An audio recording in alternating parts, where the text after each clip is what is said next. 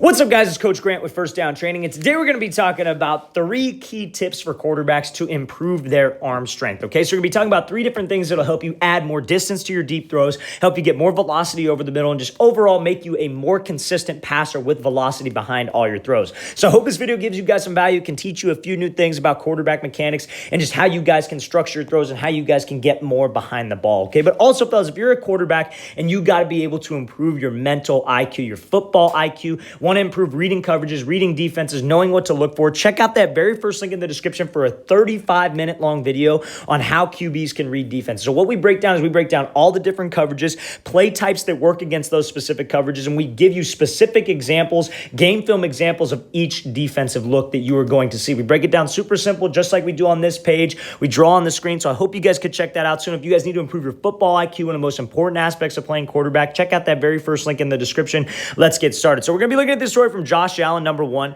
Obviously one of the strongest arms in the game, right? Obviously just throws the ball a million miles per hour and throws this thing crazy downfield. So what makes him do that, right? And mechanically, something that you need to focus on a ton that ties into transfers. A lot of people talk about hip rotation, right? But what hip rotation comes from, that comes from weight transfer. So your weight transfer is what ultimately will bring the ball through, right? So your weight transfer is what happens first. So you being able to get this weight that you have on your back leg and shifting that to your front leg. Weight transfer is everything. Weight transfer should be your sole focus as a quarterback, because that's what allows your front hip to come open and your hips lead before the ball. So let's talk about it. So you see, anytime I get to a top of a drop, right, you don't want to have this back leg super far back, right? So he's taking like a 3-step drop and a hitch here, for example. And you see how he's got a lot of weight on that front leg, but that back leg isn't crazy far behind. It's not like his back leg is way overstriding and he's leaning way far forward. But when he hitches up, you see how that weight gets to that back leg. And you can really see that he's like 75%, 25%, because that's what we have to be. That weight transfer of shifting your weight through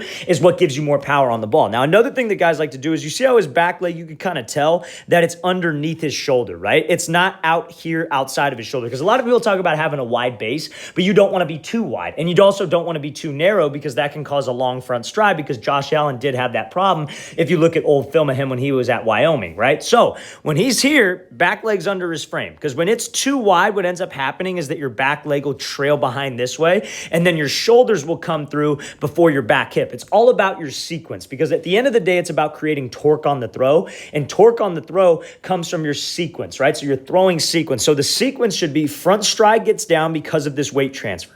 So it's front stride, then your hips start to rotate through because of the weight transfer, then your shoulders come through, then the football comes through. They call the ball chasing your hip. Your hip's going first, the ball is chasing right behind it, and then your finish, you obviously got to stay square, and we're going to talk about that later, right? So that's exactly what Allen does, but we can't get there if I have too much weight on my front leg. You see so many guys when they go to throw, they're so front side heavy, right? They have like 80%, or not 80%, but like 60% of the weight on that front leg. Your weight's already transferred. You're not going to be able to drive, and that's why your back leg trails behind. And again, that's why we emphasize not being too wide with the back leg, because if your back leg is way out here, you automatically have a lot of weight on that front leg, and you kind of cap out with the amount of weight that you could get on your back leg. So you got to make sure that that back leg, your base isn't narrow, but your back leg is underneath your shoulder so you could have some weight on it. So now, you see how he's transferring his weight, right? He's shifting that weight. He's shifting the weight from the back leg to the front leg, and you see how that ball is trailing behind his back hip. That is the position that we want to get into. That is a position for torque if you keep that front side clean. And we're going to be talking about those front side mechanics later, but they call that hip and shoulder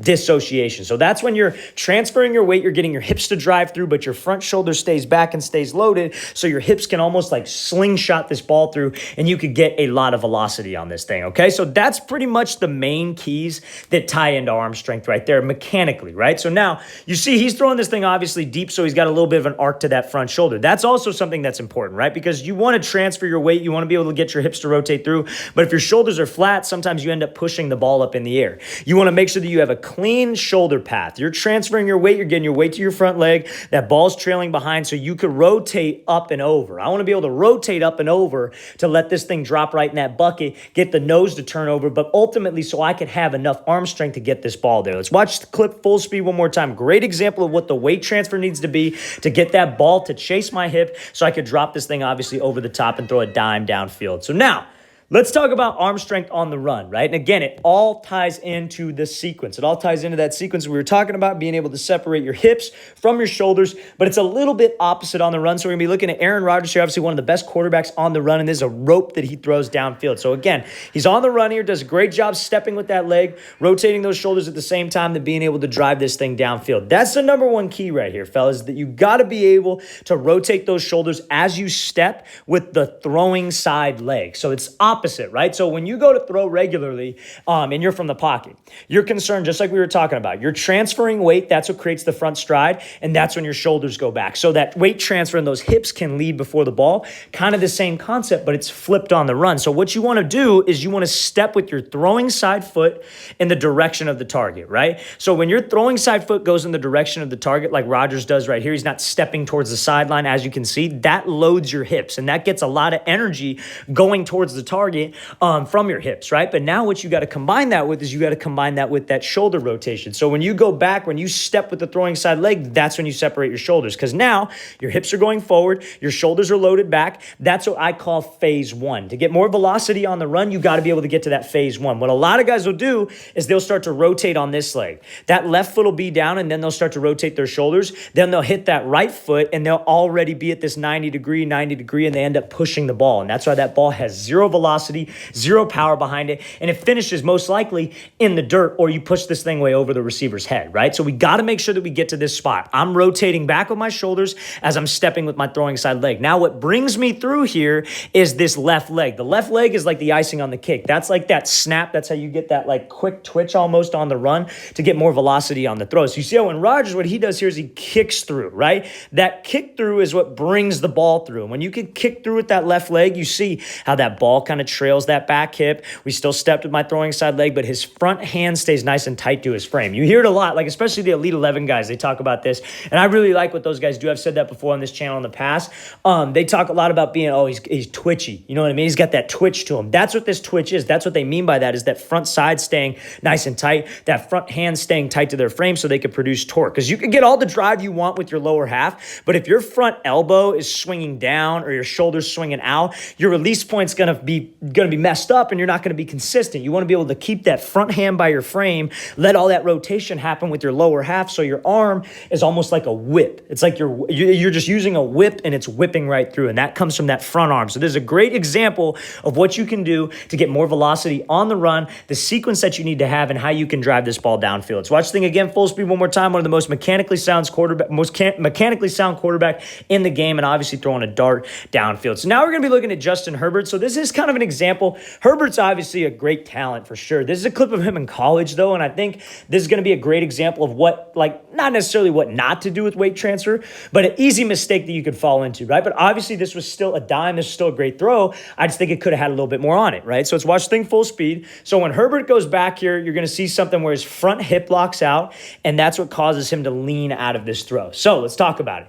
So when we go to transfer my weight, Herbert's in a great position, right? So he's got his weight on this back leg. He's got like 75, 80%. His weight is shifted back. His shoulders aren't arced way up in this case. So now what we got to be able to do is I got to be able to transfer my weight to that front leg. So now when you transfer, a lot of guys get caught up in pushing. So a lot of guys get caught up in, okay, I'm going to push towards the target, and that can sometimes make that front foot have a long stride and that back leg trails behind. It's kind of this, you almost want to like, it's not a push, it's like a shift. Like you're shifting your weight. Like you're shifting that weight from your back leg to the front leg. But you see how Herbert, how he kind of pushes almost like a pitcher. And you see how this back leg trails behind? That makes your front hip lock through because you're not driving. I know this sounds weird, but you're not driving your knee through. Like if you're standing up right now, like if you want to watch this and you stand up, push towards something and see how your back leg locks out. Now think that you want to drive your knee through it and just shift your weight. You feel how your front hip actually opens up a little bit more. It's tough to explain,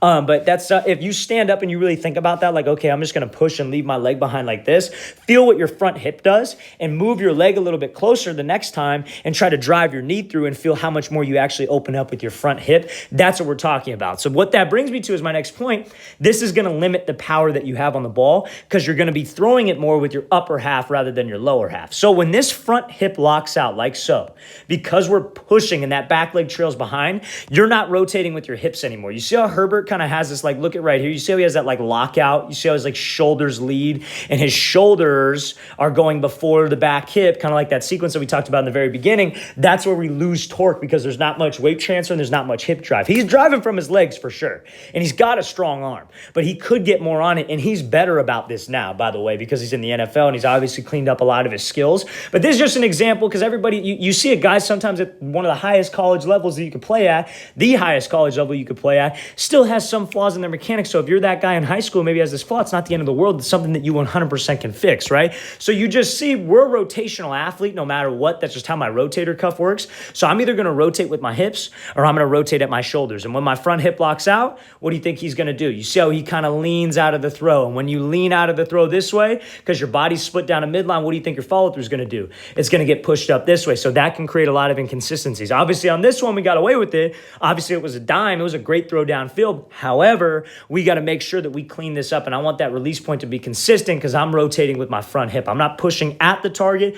I'm shifting my weight towards the target. Okay, let's watch the thing again, full speed one more time. Good example here from Herbert, just necessarily like why you maybe won't get as much pop on your throws and what you can necessarily do to improve that weight transfer and that hip drive. All right, guys, we want to thank you for watching. I really appreciate it. If you guys have any questions at all, please feel free to leave those in the comments below. I always appreciate the feedback, always appreciate any suggestions you guys give. Helps me come up with new ideas, so I definitely appreciate it. Again, fellas, 35-minute long video on how quarterbacks can read defenses, what you need to be able to do to dissect a defense, know what they're doing before they do it, what will work against each defense, and how to recognize each coverage. Check out that very first link in the description, fellas. 35-minute long video. Definitely will give you guys some value. I'll see you guys next time.